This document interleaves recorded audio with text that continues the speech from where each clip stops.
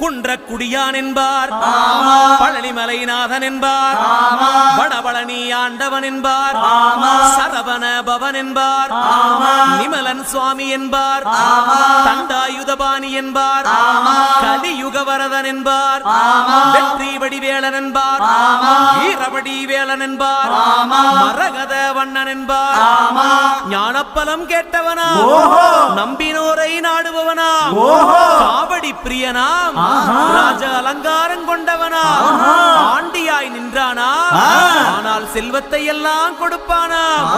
அப்படிப்பட்ட முருகனவன் ரொம்ப ரொம்ப சின்னவனா சுவாமி. சின்ன சின்ன